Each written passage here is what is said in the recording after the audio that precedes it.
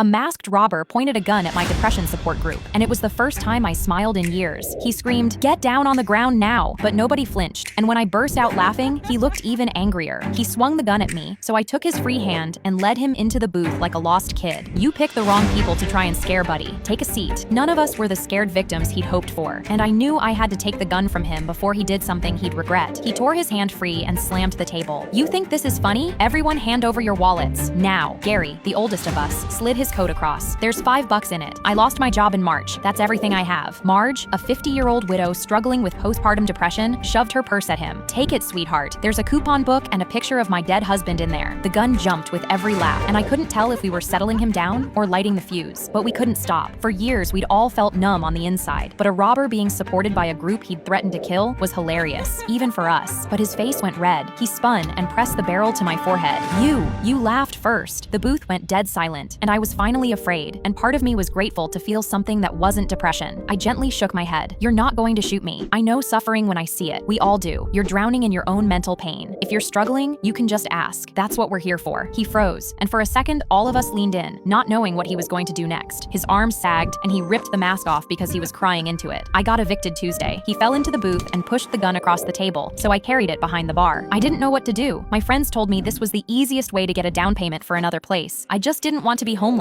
My heart broke, and wallets were already sliding at him. He hadn't picked the wrong people to rob. He'd picked the only people who understood him perfectly. Marge stuck a name tag on his chest. "What's your name?" He whispered, "Doug." She wrote Doug, and when he laughed, the whole booth went with him. It took me years to find my laugh. It took Doug 20 minutes. I have a spare room for you, Doug. Stay as long as you like. He's there every Thursday now. Worst robber we ever had.